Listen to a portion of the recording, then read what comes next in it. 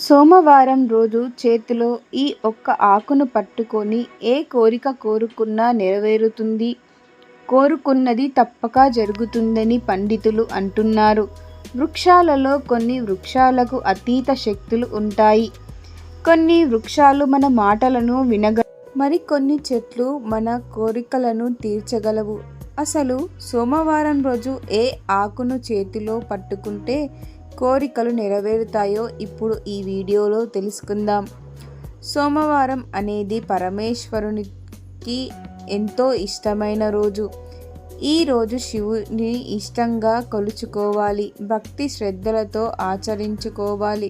వృక్షాలలో జీవం ఉంటుందని విషయం అందరికీ తెలిసిందే. వృక్షాలలో రాని శక్తులు శ్రీకృష్ణ భగవానుడే చెప్పాడు. ప్రకృతిలో భాగమైన చెట్లకు అతీత శక్తులు ఉంటాయని.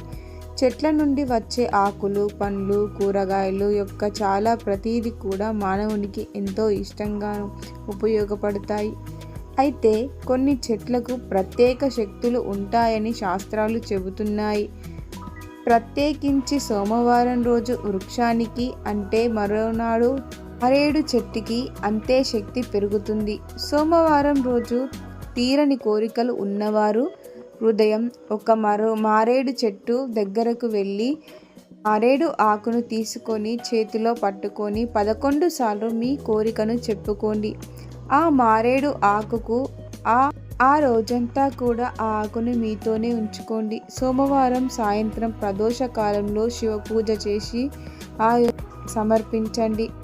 శివలింగం ఉంటే శివలింగానికి, ఫోటో ఉంటే ఫోటోనికి మారేడు ఆకును సమర్పించి మరొకసారి మీ కోరికను చెప్పుకోండి.